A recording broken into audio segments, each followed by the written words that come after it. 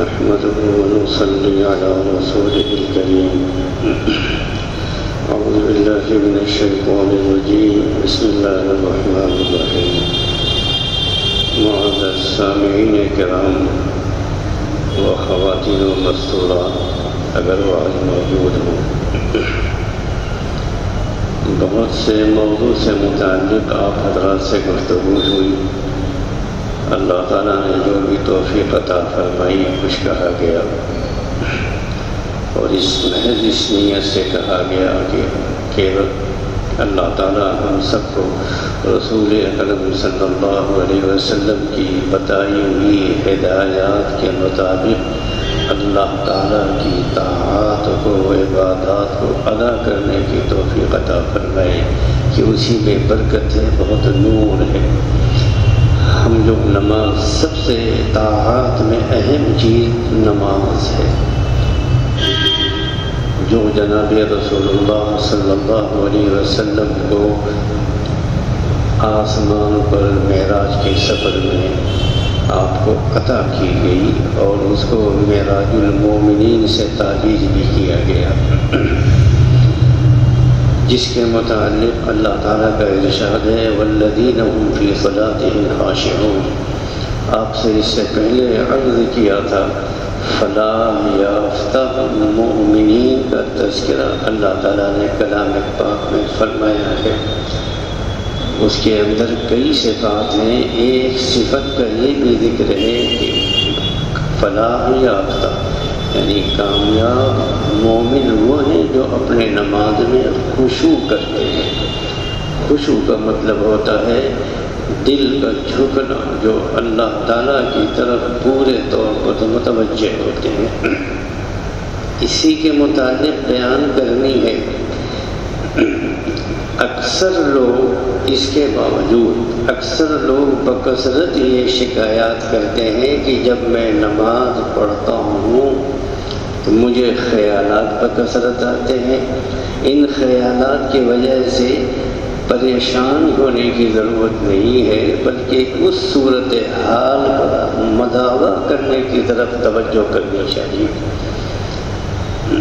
اصل بات یہ ہے کہ جو تکلیف اور نقص ہے اس کو دور کرنے کے راستے اختیار کیے جائیں. اس تکلیف اور نقص کو دور کرنے کے راستے کیا ہیں؟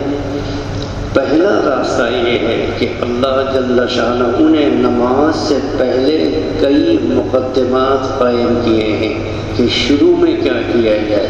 جب اللہ کے دربار میں آپ اللہ اکبر تحریمہ کر کے نیت کو باندھیں، اس سے پہلے کیا کریں.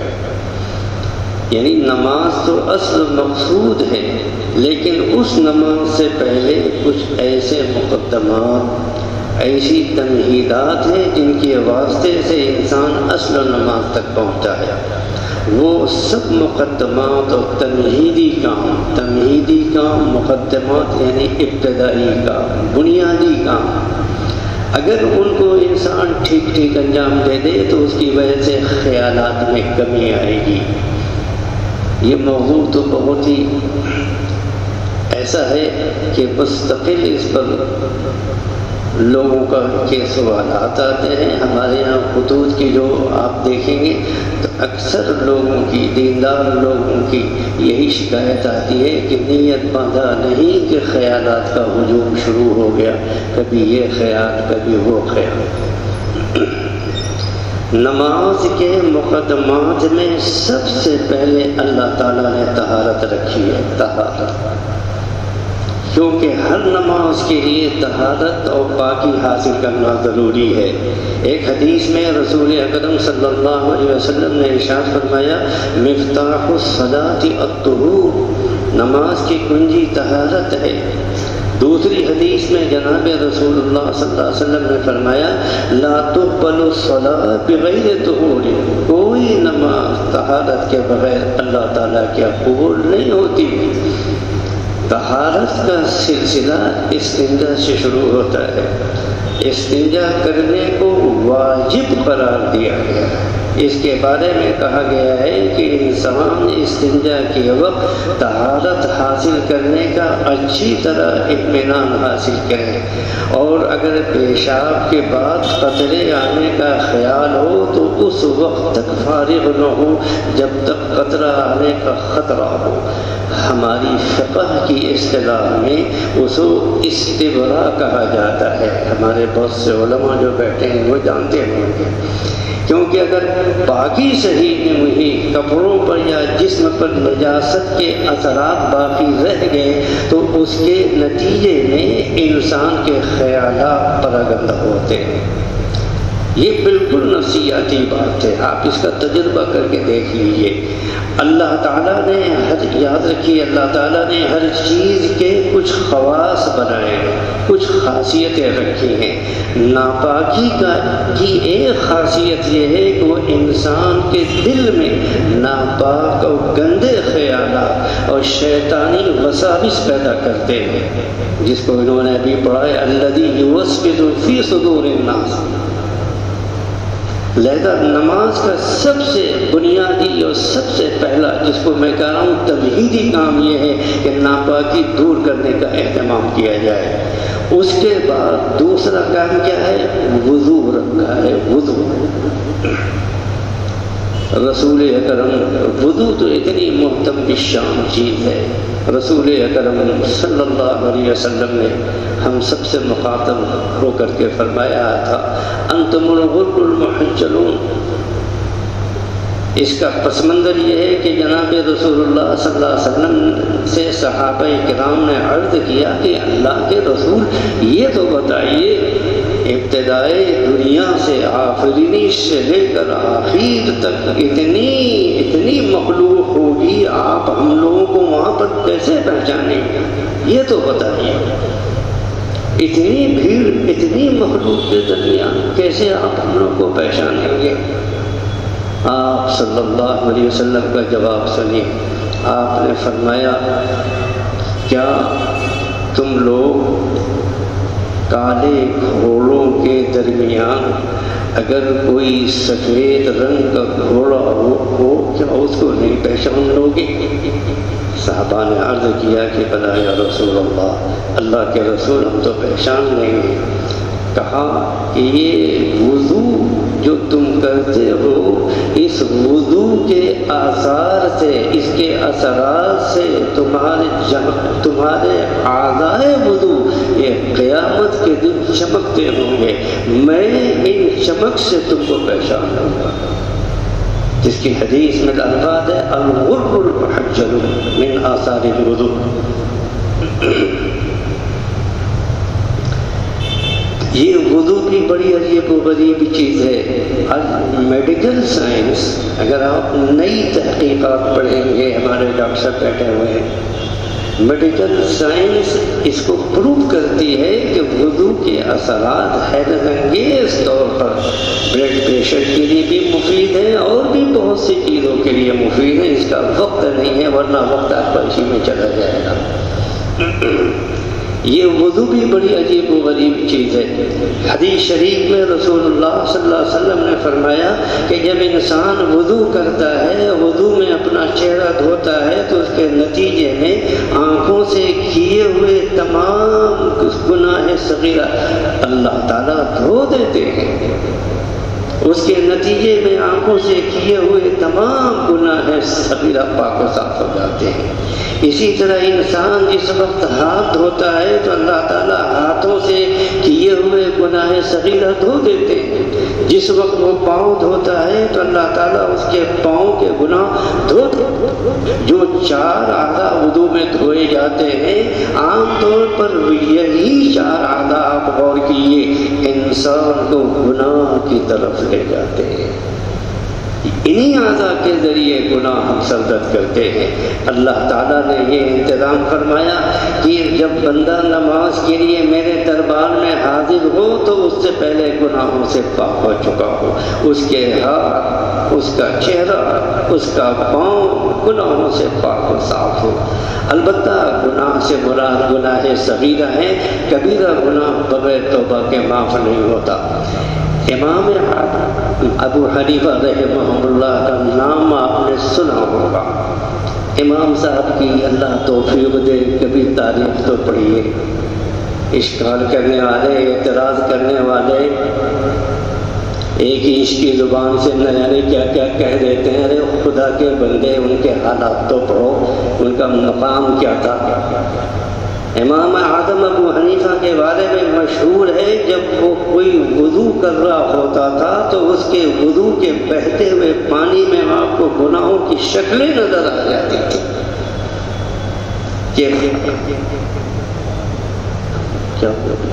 کہ فلاں گناہ دھل کر جا رہا ہے۔ اللہ تعالیٰ نے آپ کو یہ کشف عطا فرمایا تھا۔ اب آپ کہیں گے تو کیا چیز ہوتی ہے؟ اللہ تعالیٰ کے مخصوص بندوں کو یہ نعمت حاصل ہوتی ہے کہ وہ ان کے باطن میں ایسی قوت پیدا ہوتی ہے تو وہ ان چیزوں کو دیکھ لیتے ہیں جو ہم اپنی آنکھوں سے، ظاہری آنکھوں سے دیکھ نہیں سکتے۔ میں بتاؤں، اس کی مثال دے تو سمجھ میں آ جائے گا۔ آج تو آپ کے پاس تھوڑا وقت بھی ہے۔ حضرت شاہ وسیع اللہ رحمہ اللہ، جن کی الہ آبادی میں نہیں، عالم اسلام میں ان کی ہستی مشہور ہے روحانیت اور علم کے اعتبار سے۔ وہ اپنے وصال سے پہلے 50 سال یہ شعر پڑھتے تھے، پھول کیا ڈالو گے تربت پہ میری، خاک بھی تم سے نہ ڈالی جائے گی۔ یہ شعر مسلسل پڑھتے رہتے تھے اور لوگوں کو خیال آتا نہیں تھا یہ آخر کیا کہتے ہیں، پھول کیا ڈالو گے تربت پہ میری، خاک بھی تم سے نہ ڈالی جائے گی۔ 60 سال کے بعد اللہ تعالیٰ نے ان کی زبان سے اس کہی ہوئی تمنا کو پوری کیا، اور جب سن 67 میں جہاز، پانی کے جہاز میں حج کرنے جا رہے تھے تو تیسرے دن جہاز میں وصال ہو گیا۔ اس کی لمبی تفصیل ہے۔ امیر فیصل کے بلانے کے بعد بھی ان کے جسم مبارک کو پانی میں ڈالا گیا اور تدفین کی گئی۔ اللہ تعالیٰ نے ان کی تمنا کو پوری کیا۔ وہ 60 سال پہلے اپنی موت کے احوال کو دیکھ رہے تھے، جبھی تو پڑھ رہے تھے پھول کیا ڈالو گے تربت پہ میری۔ اللہ تعالیٰ نے نماز سے پہلے وضو اس لیے رکھا ہے کہ اس سے نہ صرف یہ کہ ظاہری صفائی حاصل ہو، بلکہ باطنی صفائی اور گناہوں کی صفائی بھی حاصل ہو جائے۔ لیکن یہ وضو سے فائدہ اس وقت حاصل ہوتا ہے جب آدمی سنت کے مطابق وضو کرے اور اس طرح وضو کرے جس طرح رسول اللہ صلی اللہ علیہ وسلم نے بیان فرمایا ہے۔ جناب رسول اللہ صلی اللہ علیہ وسلم کی عادت شریفہ تھی کہ جب وضو فرماتے تھے، جب بھی وضو فرماتے تو قبلہ کر کے وضو فرماتے، یہ وضو کے آداب میں سے ہے۔ اسی طرح وضو شروع کرتے وقت بسم اللہ الرحمن الرحیم پڑھا کرتے تھے،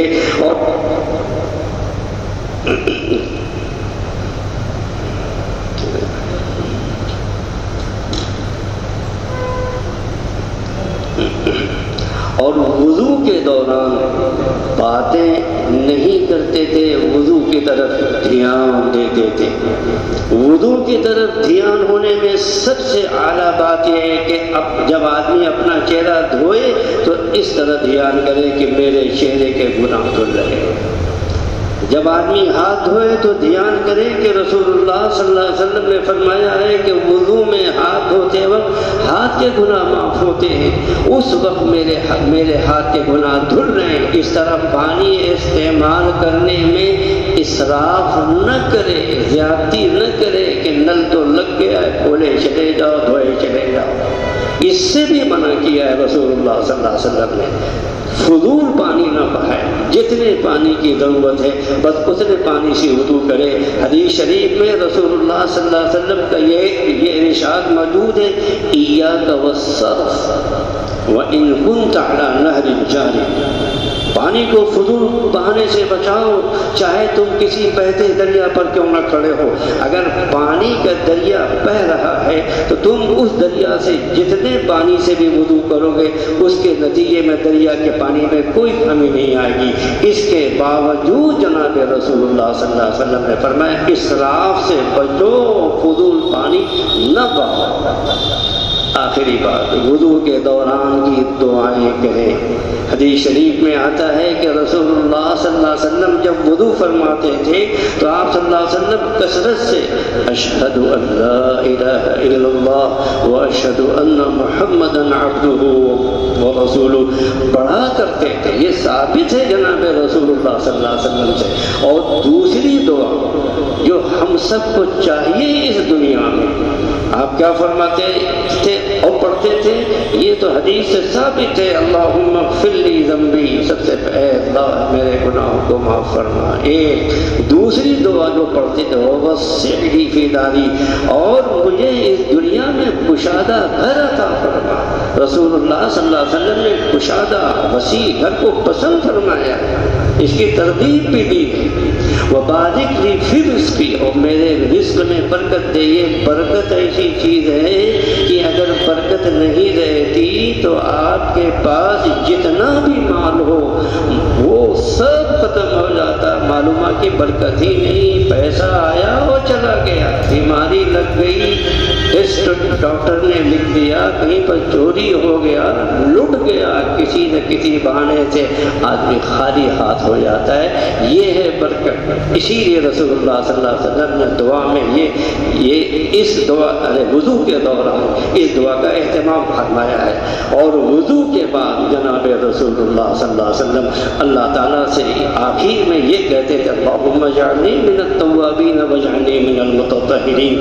اگر آدمی ان آداب کے ساتھ وضو کرے تو ایسے وضو کا خاصہ یہ ہے کہ وہ طرح طرح کے خیالات، وسوسے جو آپ کے دل و دماغ میں بسے ہوئے ہیں ان سے پاک کر کے اللہ تعالیٰ کی طرف دماغ کو متوجہ کر دیتا ہے۔ میں اس بات کو پورے وصوف سے کہہ سکتا ہوں۔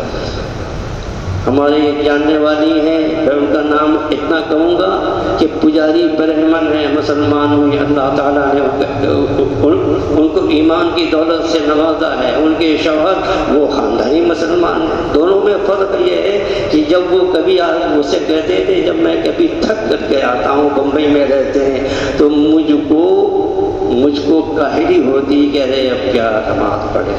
وہ مجھ سے کہتے ہیں کہ شفیع ایسا ہے، میں نے نام لے دیا ان کا، اگر وہ سن رہے ہوں تو کہیں گے دیکھیے ہمارا نام لے دیا۔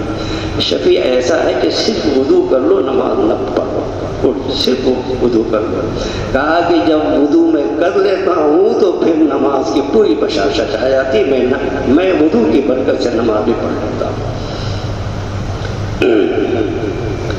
ہماری سب سے بڑی غلطی وضو سے شروع ہوتی ہے۔ جب ہم وضو کرنے بیٹھتے دنیا کے سارے خرافات اسی وضو کے دوران چلتے رہتے ہیں۔ بات چیت ہو رہی ہے، گپ شپ ہو رہی ہے، حواس باختہ حالت میں وضو کر رہے ہیں، کوہنی میں پانی گیا یا نہیں گیا، وہ سوکھی تو نہیں رہ گئی، بس جلد از جلد اپنا فرض ثابت ہوا، اور اس کا نتیجہ یہ ہوا کہ اس کے فوائد اور برکات حاصل نہیں ہوتے۔ اس کے بجائے اگر دھیان کے ساتھ اور آداب کے ساتھ وضو کریں اور وضو کے دوران دعائیں پڑھتا رہے تو اس سے نماز کی پہلی تمہید، پہلی سیڑھی، پہلا مقدمہ وہ بالکل درست ہو جائے گا۔ فارسی کا ایک شعر ہے، خشت اول چون حد بے مار کئی تاثریہ نیرب دیوار کئی۔ عمارت کے اندر پہلی اینٹ اگر مستری نے سیدھی رکھی ہے تو عمارت سیدھی جائے گی، اور اگر پہلی اینٹ ہی اس پہ ٹیڑھی رکھی ہے تو ٹیڑھی ہی جائے گی عمارت۔ آخری بات آپ سے کہہ دیں، وضو کر کے مسجد میں آئیے تو مسجد میں جماعت سے کچھ دیر پہلے پہنچ جائیے اور تحیت الوضو کی نیت سے 2 رکعت، صرف 2 رکعت پڑھ لیجیے۔ یہ 2 رکعت واجب بھی نہیں ہے، یا سنت مؤکدہ بھی نہیں ہے لیکن بڑی فضیلت والی ہے۔ حدیث شریف میں آتا ہے، بڑی دلچسپ حدیث ہے، ایک مرتبہ رسول اللہ صلی اللہ علیہ وسلم نے حضرت بلال رضی اللہ تعالیٰ عنہ سے فرمایا کہ بلال، جب میں معراج پر گیا وہاں اللہ تعالیٰ نے مجھے جنت کی سیر کرائی تو میں نے تمہارے قدموں کی چاپ اپنے سے آگے سنی۔ روایت کے الفاظ خششت قبقا، تمہارے کھڑاؤں کی آواز میں نے سنی، جیسے بادشاہ سے اس کے آگے کوئی باڈی گارڈ چلا کرتا ہے اس طرح تم چل رہے تھے میرے محافظ بن کر کے۔ یہ فرمایا کہ یہ تو بتاؤ یہ تمہارا کون سا عمل ہے جو تم خاص طور پر کرتے ہو، اس کی وجہ سے اللہ تعالیٰ نے تمہیں اتنا اونچا مقام عطا فرمایا ہے کہ جنت میں تمہیں میرا محافظ بنا دیا۔ حضرت بلال رضی اللہ تعالیٰ عنہ نے جواب دیا کہ اللہ کے رسول صلی اللہ علیہ وسلم میرے ماں باپ آپ پر قربان ہوں، کوئی عمل مجھے یاد نہیں۔ البتہ ایک بات ہے، وہ یہ کہ جب سے اسلام لایا ہوں اس وقت سے میں نے یہ تہیہ کر لیا تھا کہ جب بھی وضو کروں گا تو 2 رکعت اس وضو سے ضرور ادا کروں گا۔ چنانچہ جب سے اسلام لایا ہوں جب بھی وضو کرتا ہوں 2 رکعت نفل و تحیۃ الوضو کی ضرور پڑھتا ہوں، چاہے نماز کا وقت ہو یا نہ ہو۔ یہ سن کر جناب رسول اللہ صلی اللہ علیہ وسلم نے فرمایا، ہاں یہی وہ عمل ہے جس کی وجہ سے اللہ تعالیٰ نے تمہیں یہ بلند مقام عطا فرمایا ہے۔ بہرحال ہر وضو کے بعد 2 رکعت نفل پڑھنے میں صرف 2 منٹ خرچ ہوتے ہیں۔ ہم لوگوں کو اتنی جلدی پڑی رہتی ہے کہ وہ گھڑی پر نظر ہے، 2 منٹ دیر ہو جائے تو لوگوں کا رخ پھر جاتا ہے، اتنی جلدی ہے۔ لیکن اللہ تعالیٰ نے اس کی وجہ سے اتنی بڑی فضیلت عطا فرمائی، مسجد میں داخل ہونے کے بعد بیٹھنے سے پہلے 2 رکعت تحیۃ المسجد پڑھنا افضل ہے۔ البتہ اگر آدمی بھول کر بیٹھ گیا بعد میں یاد آیا اس وقت پڑھ لے، اس میں کوئی بھی حرج نہیں ہے۔ اللہ تعالیٰ ہم سب کو ان سب تعلیمات پر عمل کرنے کی توفیق عطا فرمائے۔